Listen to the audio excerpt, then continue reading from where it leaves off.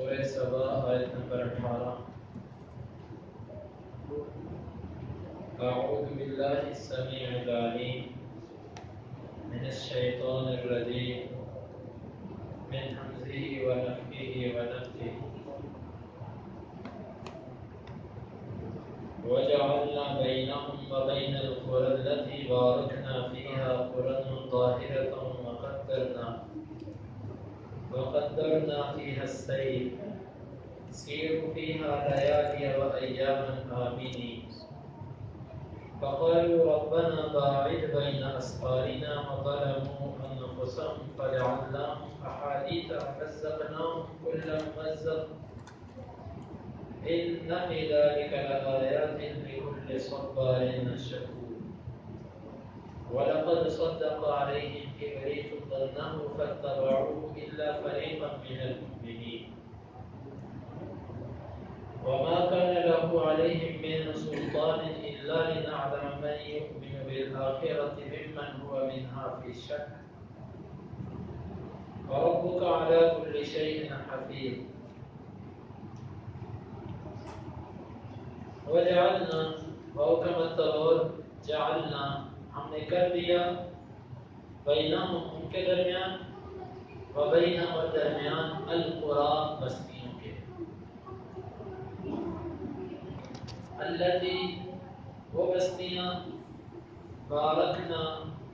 ہم نے برکت ڈالی تھی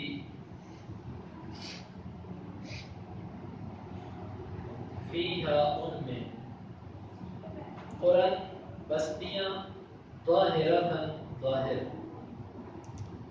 وقدرنا اور ہم نے اندازہ لگایا تھا فیہا اس میں السیر چلنے کا سیرو تم چلو فیہا ان بستیوں میں لیالیا رات کے وقت وایاما اور دن کو آمینی امن کی حالت میں. فقالوا بس انہوں نے کہا ربنا اے ہمارے رب باعد تو دوری ڈال دے بین درمیان اسفارنا ہمارے سفروں کے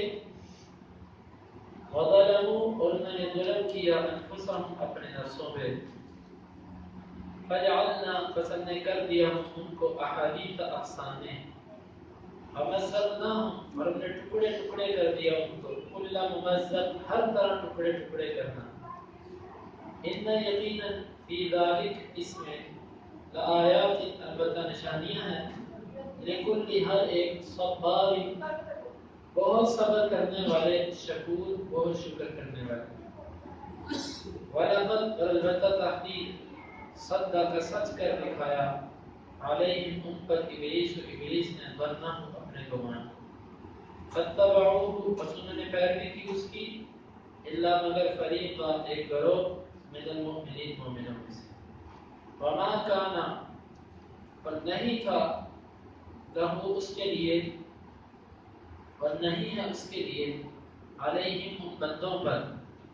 من سلطان کسی قسم کا غلبہ الا مگر لنعلم تاکہ ہم جان لیں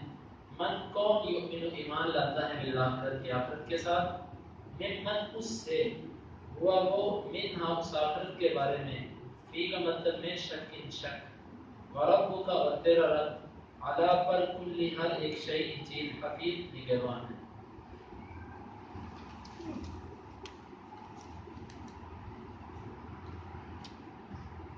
وجعلنا بینہم وبین القرى التي بارکنا فیہا قرى ظاہرہ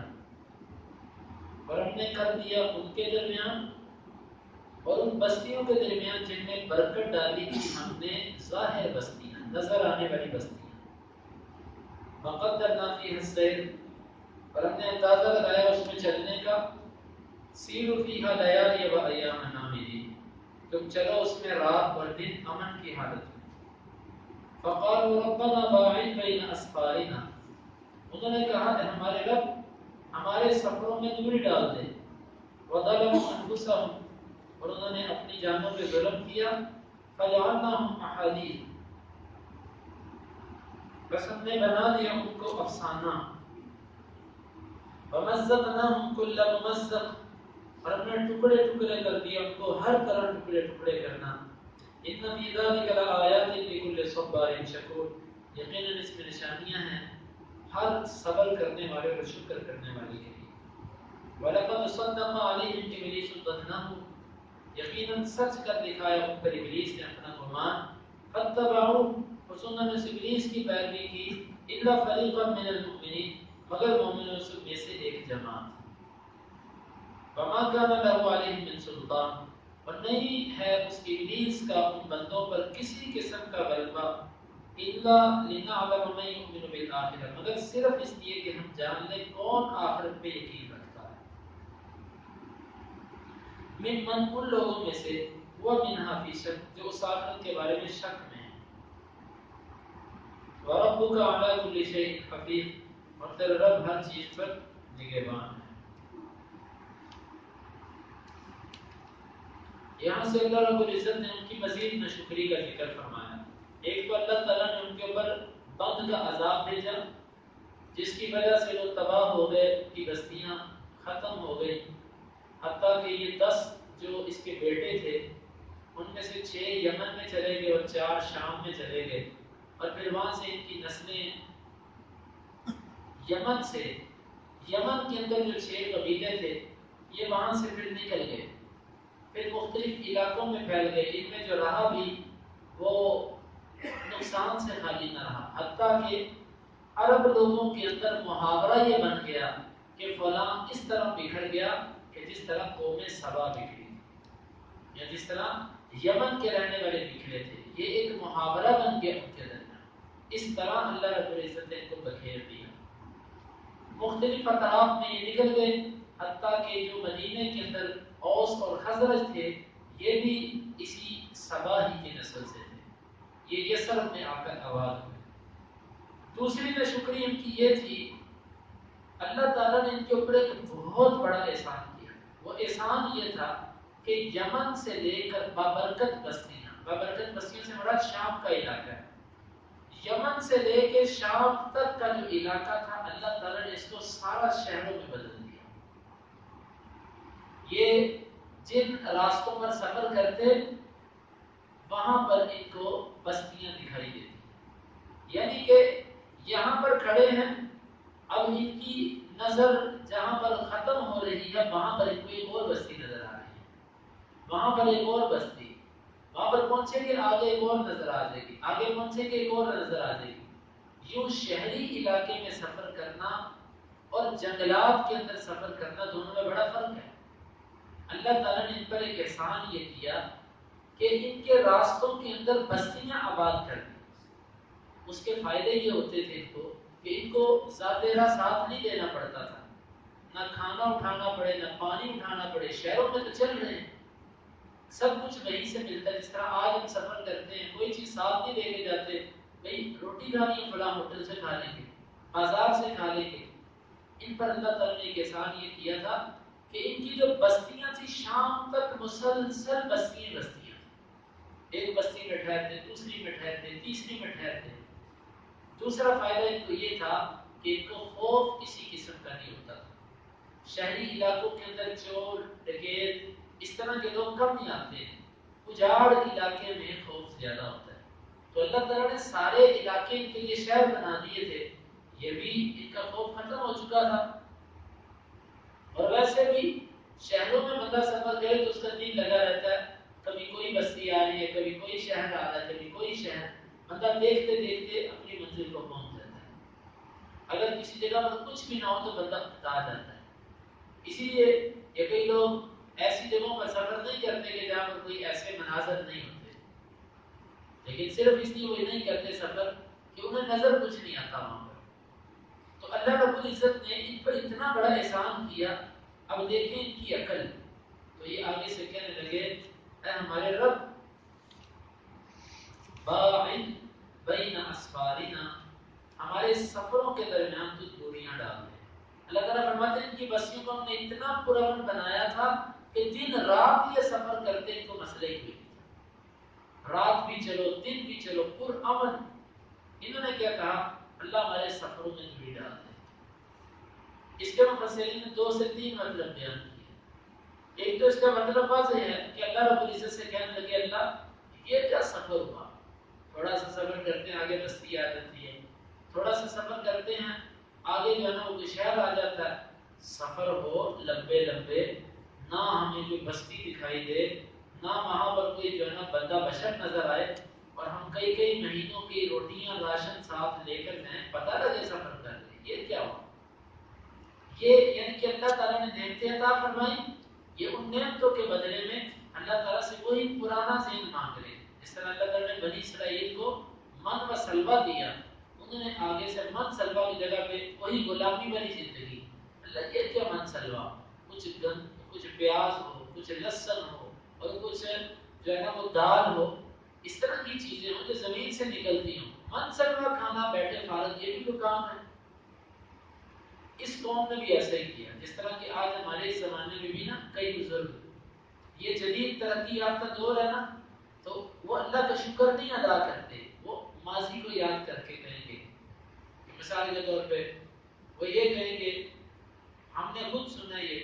کہ اب تو بڑے گھروں کے اندر لیٹرینیں بن گئی ہیں، پہلے تو ہم پیشاب کرنے کے لیے 2 میل سفر کیا کرتے تھے، بڑی بات ہے، بڑی اللہ کی نعمت تھی جو آپ بتا رہے ہو۔ یعنی کہ جو پہلے کوئی تنگیاں تھیں وہ اسی کو یاد کر کے کہتے ہیں وہ بڑے بھلے وقت تھے، بڑے چنگے وقت تھے، گزر گئے۔ بھائی جو اللہ تعالیٰ نے نعمتیں عطا فرمائی ہیں ان کا شکر ادا کرو۔ اب جدید ان چیزوں کے ذریعے اللہ تعالیٰ نے ہمارے وقت کی بچت اور کئی چیزوں کے اندر اللہ تعالیٰ نے برکت ڈال دی۔ اب وہ پہلے وقتوں میں ایک گاڑی چلا کرتی تھی کسی شہر میں جانے کے لیے، اب وہ صبح چلتی اور شام کو پہنچاتی ہوتی تھی، اور اب اتنی تیز اللہ رب العزت نے ہمارے سفر اور اتنی سہولتیں اللہ تعالیٰ نے ہمیں عطا فرما دی۔ تو یہ جو ذہنیت ہے نا پرانی باتوں کو یاد رکھ کے اللہ کی نعمتوں کو ان کی نشکری کرنا، یہ اچھی قوموں کا واقعہ نہیں ہے، اچھی قوموں کی عادت نہیں ہے۔ تو اس کا ایک مطلب تو یہ بنتا ہے کہ ہمارے رب ہمارے سفروں کے درمیان تو دوریاں ڈال دے، یا دوسرا اس کا مطلب یہ ہے انہوں نے انبیاء کی ناشکری کی، انبیاء نے ان کو دعوت دی اور یہ ماننے کے لیے تیار نہ ہوئے، الٹا ماننے کی بجائے اللہ سے یہ کہنے لگے اللہ ہمارے سفروں کے درمیان دوریاں ڈال دے، اللہ میں ان سے جدا کر دے، دور کر دے ان سے۔ جس طرح کہ مشرکین مکہ نے کہا تھا، ماننے کی بجائے اللہ تعالیٰ سے یہ کہہ دیا کہ اللہ اگر یہ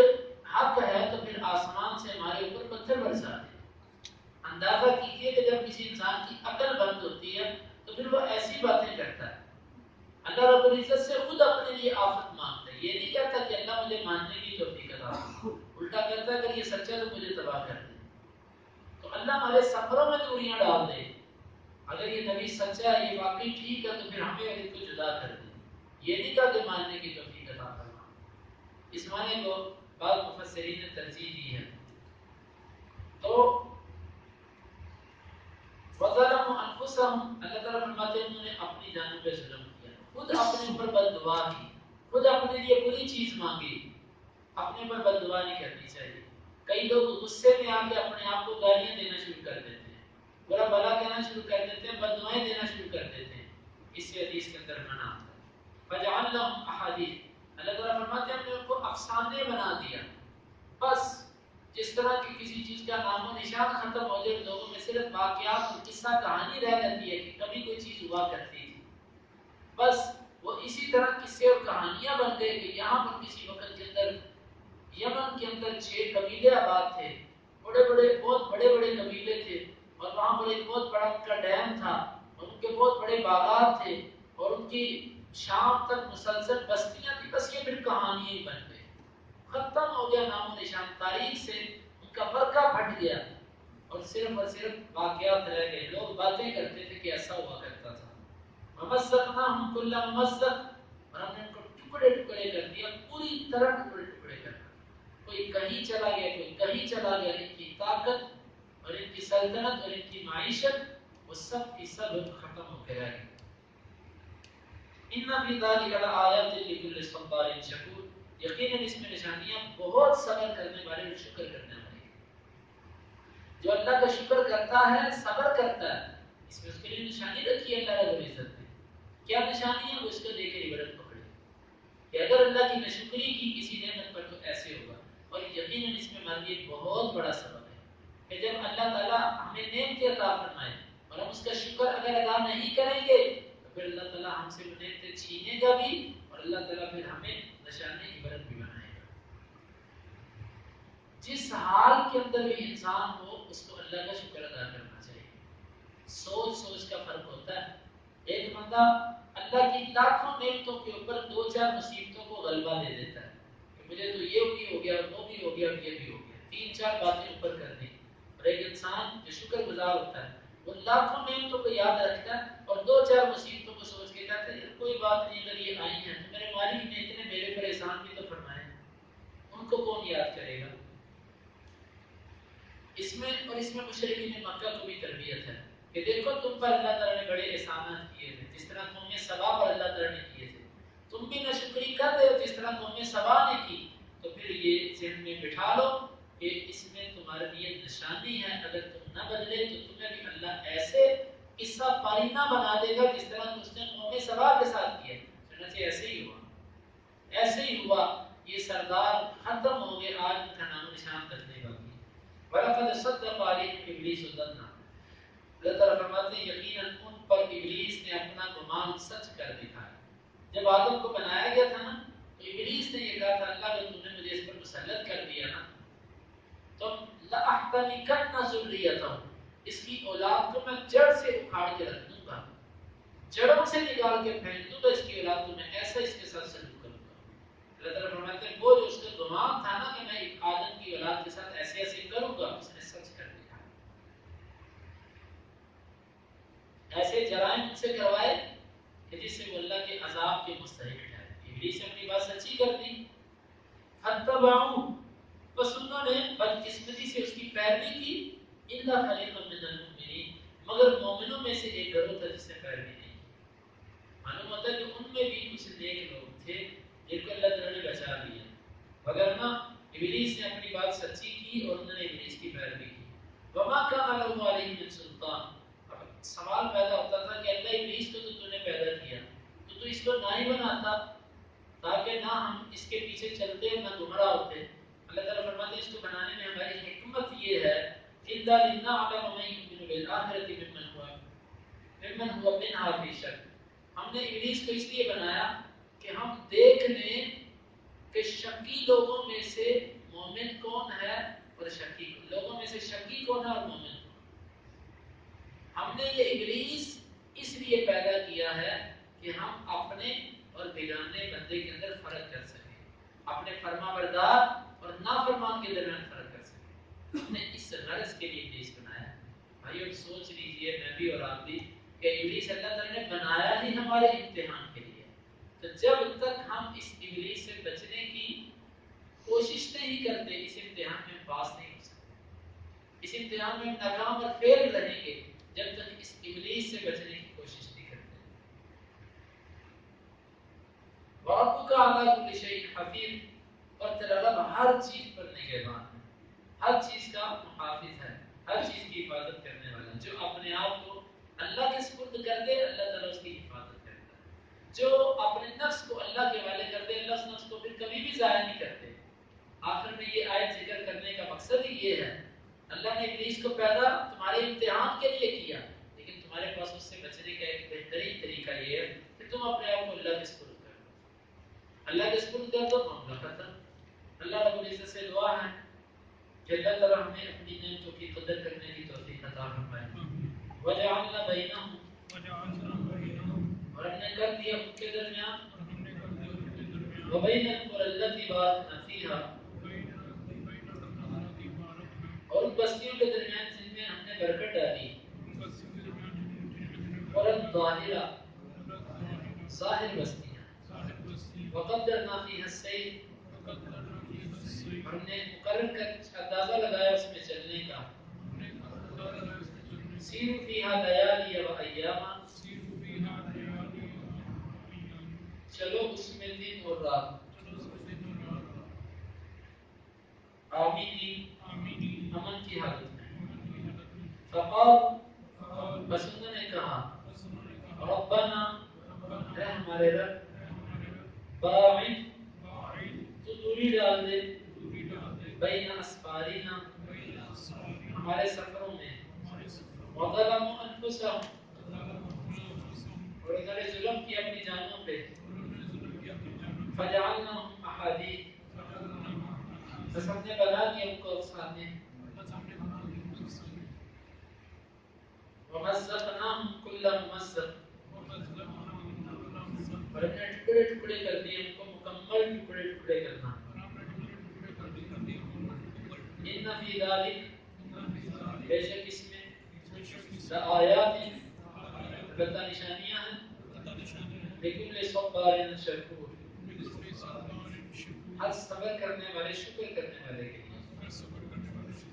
وَلَقَدْ صَدَّقَ عَلَيْهِمْ إِبْلِيسُ الظَّنَّ